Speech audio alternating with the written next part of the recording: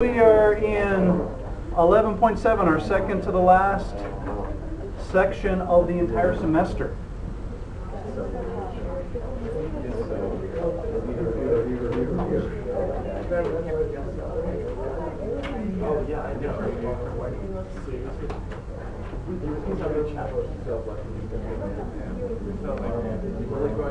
Oh, hey, we can learn the cylindrical coordinate system. So yeah, today we'll talk about cylindrical coordinates. Monday we'll talk about spherical coordinates. In the second semester, or second part of second semester, we're going to use spherical and cylindrical coordinates pretty extensively. Why? So why? Why would you ever use coordinates? If the situation that you're describing has GPS systems. Cylindrical symmetry, so it has symmetry about an axis, cylindrical coordinates are much easier to use than rectangular coordinates.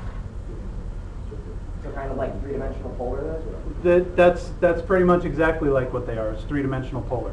So that was going to be the first thing that I was going to say is it's just polar coordinates in 3 dimensions. Chris, your brother used to say all the time, polar coordinates with Z. That's how he described That's what it's looking like.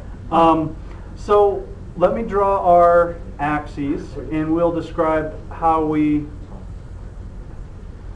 work with cylindrical coordinates. So we start with our x, y, and z axes because that's what we're so used to seeing. And we have a point here that we're going to describe in cylindrical coordinates. So this is point P. And we're going to say in rectangular coordinates is x, y, z. In cylindrical coordinates, the coordinates that we use are r, theta, and z. So what I'm going to do is I'm going to draw some projections here. We're going to project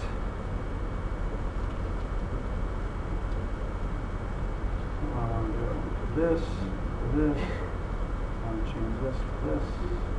Okay, so we're going to project this down onto the xy plane. I want to do that with a dotted line. So there's where this point sits above the xy plane.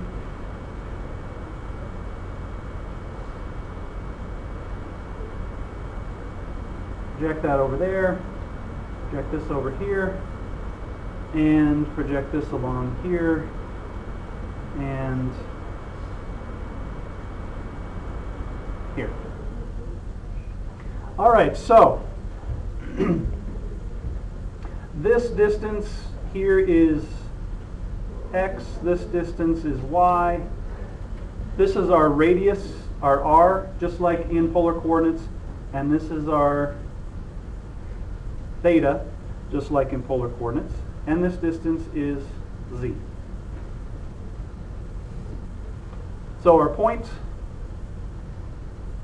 is r theta z. R and theta is the polar projection of point P into the xy plane. And z is just the perpendicular distance from our point to the xy plane. So in the xy plane, cylindrical coordinates look just like polar coordinates, and then we just go up for whatever our z coordinate is. Our conversions are just like our conversions in polar coordinates.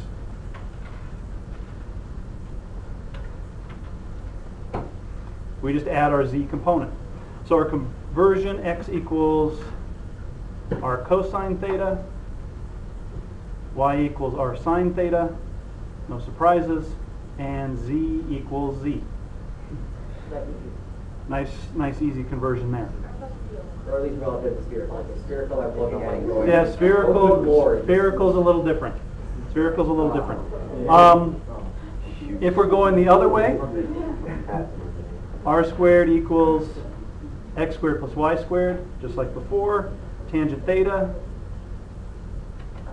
is y over x, and z equals z. So all we're doing with cylindrical coordinates is taking polar coordinates and adding our height above the xy plane to our coordinates.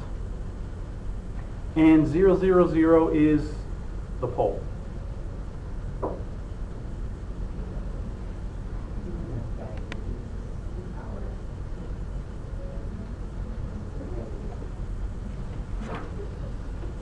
So mainly what we're going to do today is just look at, starting from this, using this idea, work with some conversions, and just start getting a little more familiarity with cylindrical coordinates. We'll work with them in quite a bit more detail in the second semester, but we want to get a little bit of familiarity with them starting today. So let's look at some conversions. We'll start easy and work our way up to more challenging. So we want to convert r theta z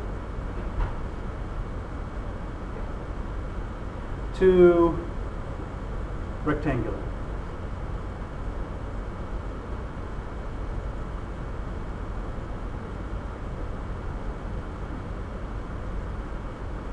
So my r theta z is 3 pi over 2, negative 3. So what are we going to do here? X equals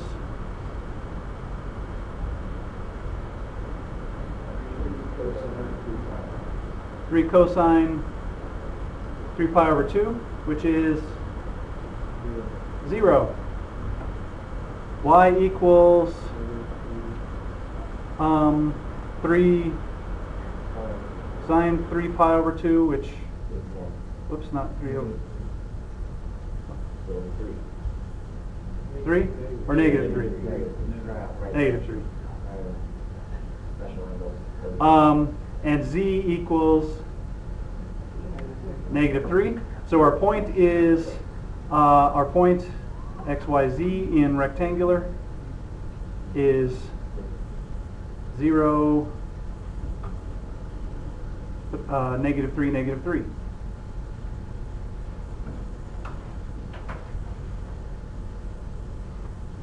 So pretty easy. Now we want to convert for the second one. We have xyz, our point in rectangular coordinates, equals negative 1, 1, 2 to r theta z. So my radius r is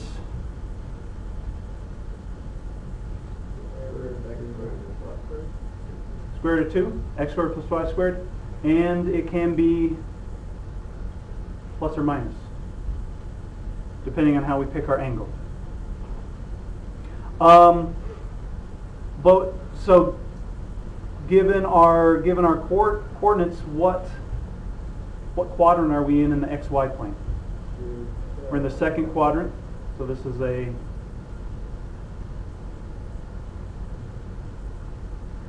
so we have to pick a second quadrant angle. So tangent theta is negative 1. So theta is 3 pi over 4 plus n pi. Remember, polar coordinates aren't unique, so I can have any multiple of pi. So our just like polar coordinates, cylindrical coordinates aren't unique. We can have multiple angles representing the same point. We just have to adjust our radius to make sure that we are in the proper quadrant. So I could write one point as the square root of 2, 3 pi over 4, and z is just z, so z is 2. So there's one point. I could say that r is negative square root of 2, and theta is 7 pi over 4, and z is still 2. So these are two representations of the same point. So just like polar coordinates, cylindrical coordinates aren't unique. Questions on these conversions? All right, let's get a little more tricky. So we want to convert. Now we're going to look at equations. X squared plus y squared equals 4z squared. We want to go to polar. Or not to, right, to cylindrical. Polar plus z.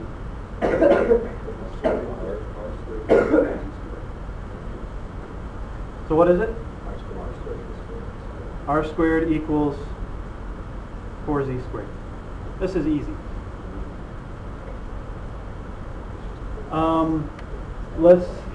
Let's do the harder part. What is this surface?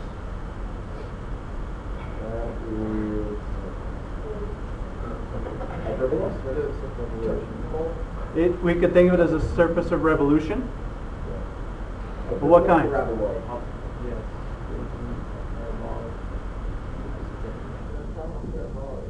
Not parabolic. Eric says cone.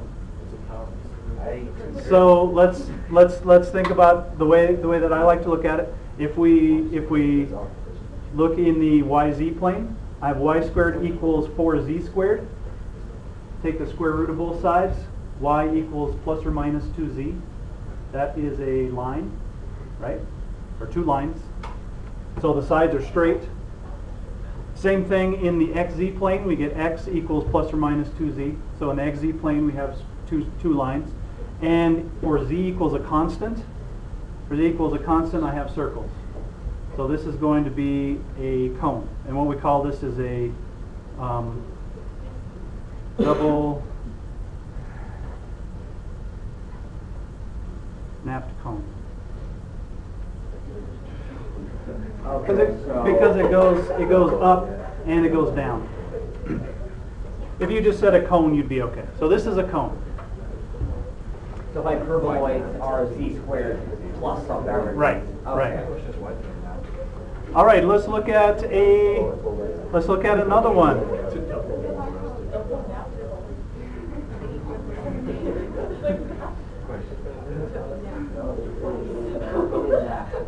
And that sounds kind of awesome. Taking a nap twice. That would be awesome. Oh, you look so terrible after we do. It's not true. You can be sleeping well.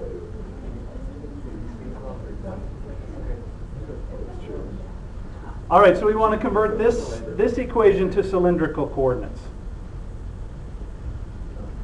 So what do we want to do here?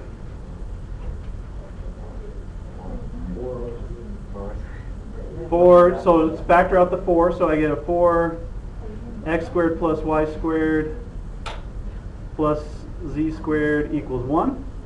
So 4 r squared plus z squared equals 1.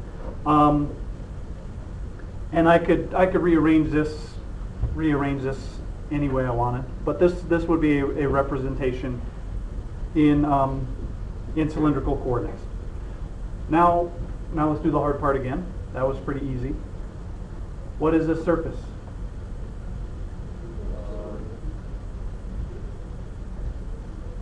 I heard the word ellipse.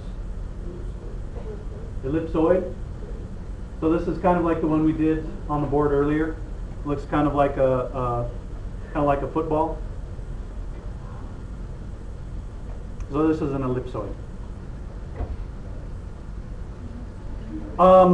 What's going to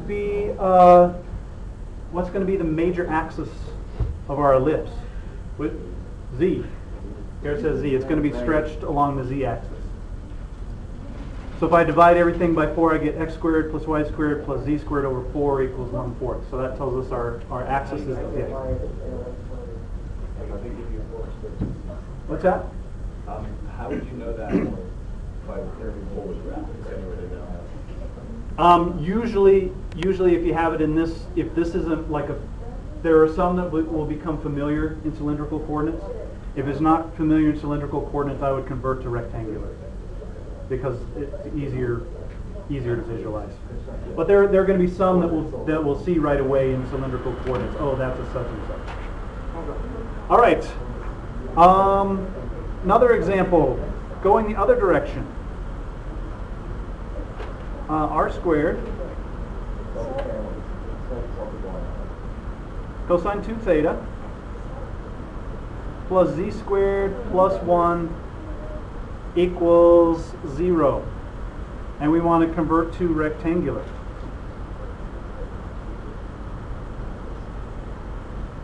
So this is one, if I looked at this in cylindrical coordinates, I would have no idea what the graph of this might look like. So we're going to convert this. So how do we want to, how are we going to go about converting this? Cosine 2 theta. Okay, so let's use an identity on cosine 2 theta. So I'm going to say r squared cosine 2 theta is cosine squared theta minus sine squared theta, and this is plus z squared plus 1 equals 0. And now I'm going to distribute. So r squared cosine squared theta minus r squared sine squared theta plus z squared plus 1 equals 0.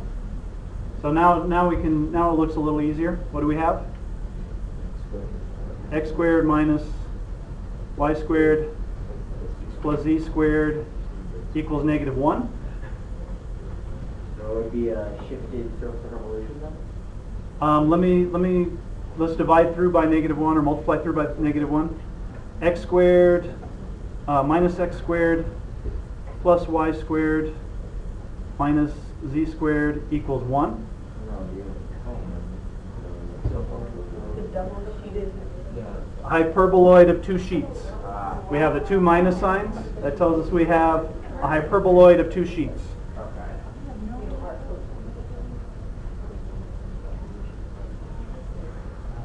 You like to bookmark that water surface table. Yeah, I'm just remember what they go with it every time. Should we look at how we would go about sketching the graph of this? Yeah. Yeah? Okay. So what I would do with this one is say in the xy plane. In the xy plane, I have, I'm going to just rearrange this, y squared minus x squared equals 1. So this is a hyperbola with its axis on the y-axis.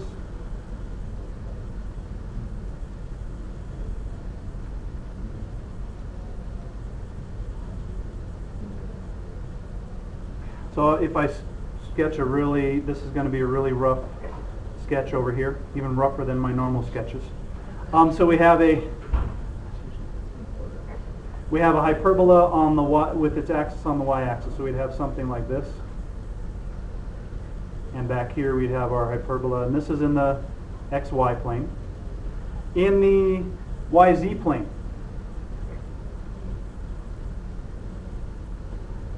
I have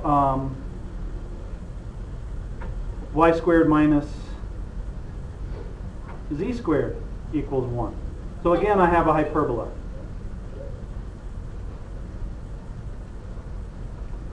So in the yz plane, I have... Yeah, this is the positive and the negative. Is that flat? That's flat. These are flat. Kind of looks like. It looks like there's that one's supposed to be one. No, these Yeah, are it looks like YZ. these are flat. Okay. These are flat on the xy plane. Okay. And then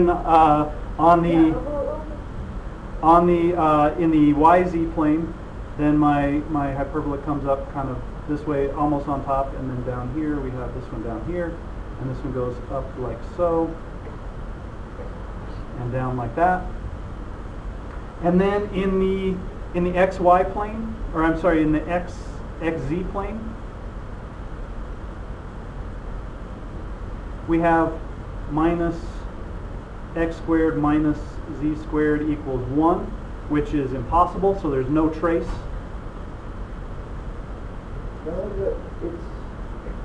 There's multiple positions in large values, right? Well, just in the xz plane.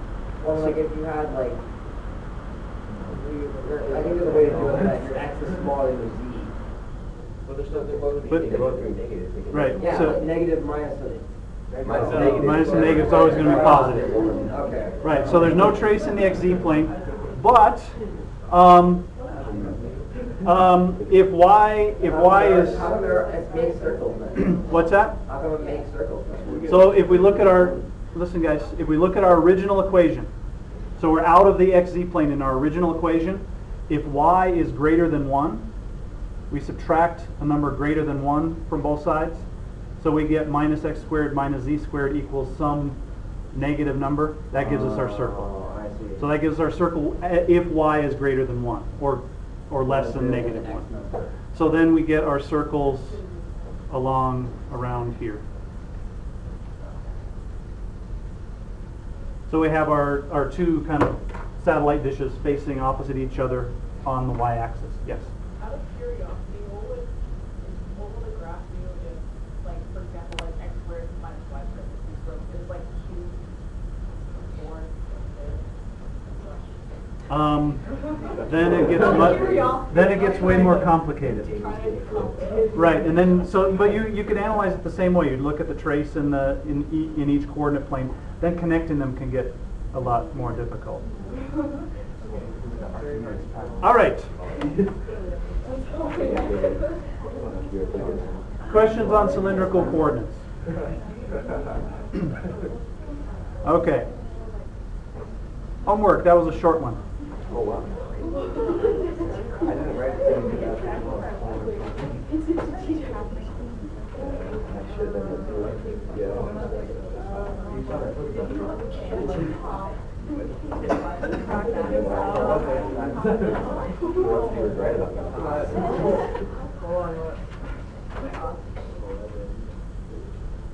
Oh, I thought it was all prime numbers. 15 screwed it up. Yeah, you have to do that one twice. Okay. Oh, now 25. We should go 25 and 15. Okay, 27. Well, this is like the joke I told last week, right? 1 is prime, 5 is prime, 7 is prime, 11 is prime, 13 is prime, 15 is prime.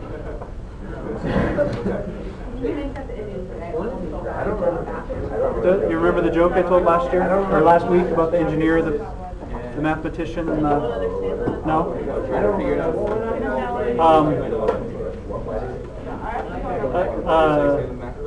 A mathematician.